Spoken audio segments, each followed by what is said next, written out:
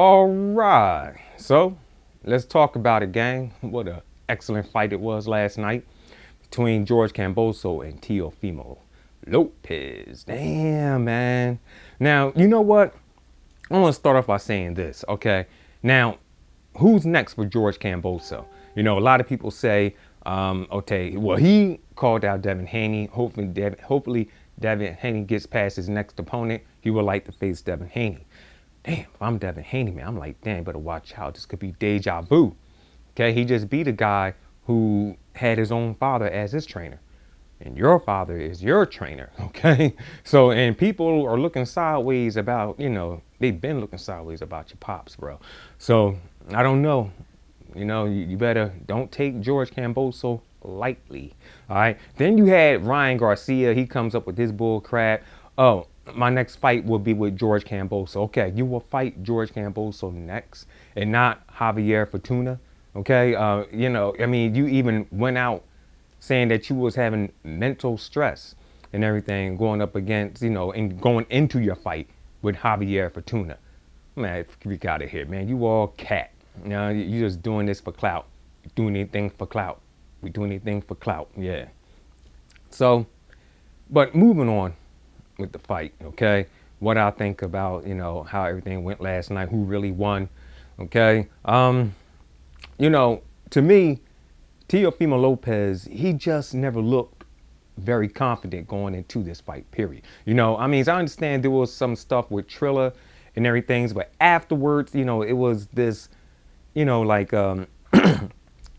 me, it was like he was sick or he got injured. They just kept putting off the fight. To me, Teofimo Lopez was never that confident going into the fight, all right? And even, when like at the press conference and everything, the way he was acting, taking off his shirt, running up in, George Kambosos' face, George Kambosos knew he had Teofimo Lopez's number, and Teofimo Lopez knew it as well. Okay, that's why, he kept, like prolonging with the fight.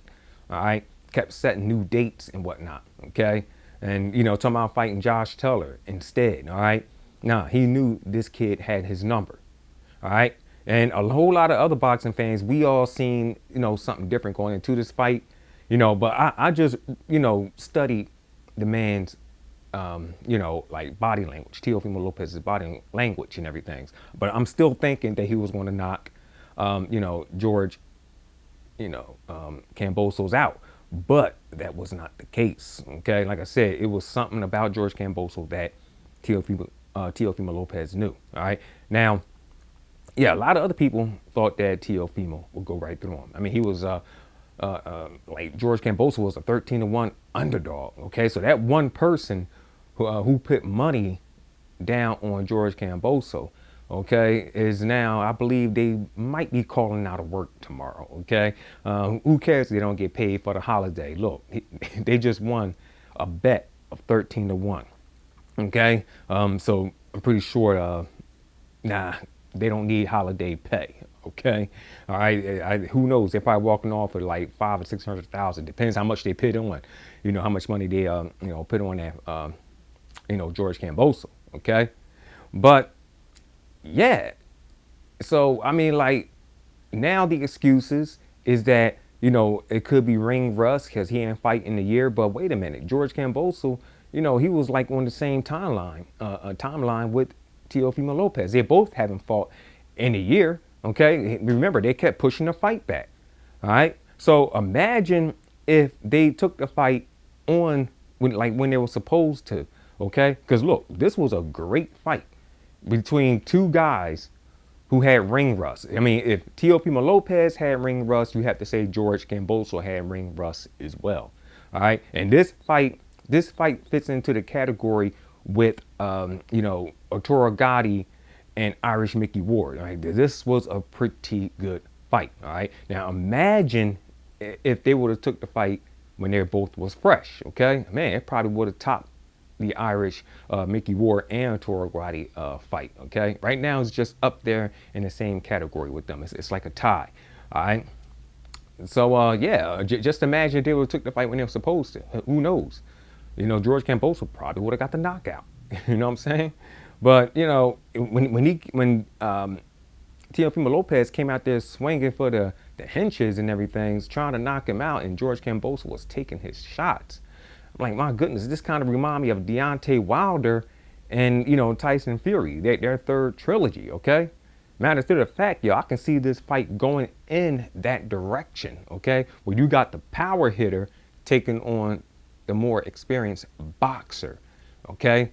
Like it was with Wilder and Tyson Fury. So who knows? It could be a trilogy in this, you know, event here between George Kambosos and Teofimo Lopez. And that's if Teofimo Lopez wants it again. If he wants that, you know, rematch and everything. You know what I'm saying? Pretty good fight. You know, y'all think he still has a chance against Josh Taylor? I mean, he does want to fight Josh Taylor.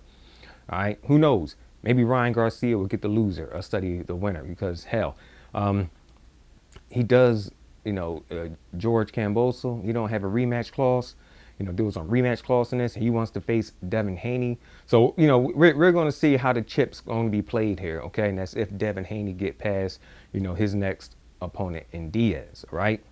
So, yeah, I just can't wait. Boxing is back.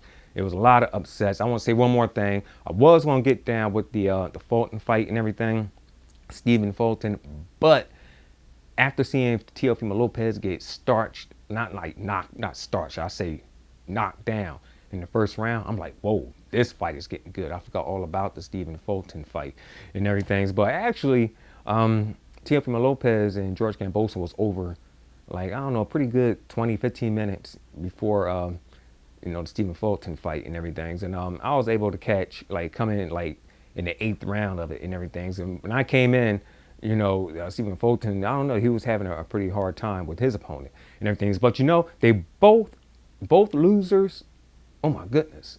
They both looked at all bloodied and all beat up, but they both thought they won. Teofimo Lopez and Stephen Fulton's, oh my goodness, I cannot believe I forgot my man's name. But y'all know his opponent, all right? Because I wasn't really paying attention to that fight. I was into, you know, you know, Teofimo Lopez and Kambosos fight. I was just so into it and everything. So, damn, I forgot what your name's opponent's name. But yeah, he thought he won. You know what I'm saying? But I'm like, damn, man, look at your face. And you talking about, look at your face, Stephen Fulton. Stephen Fulton, like, nigga, look at your face, okay? Like, my goodness. I mean, both Teofimo Lopez and Stephen Fulton's opponent, I mean, looked like they just was in a knife fight with somebody, all right? So, yeah, man, what another great night of boxing. This is CMD Boxing Reports, and I'll catch you guys on the next one.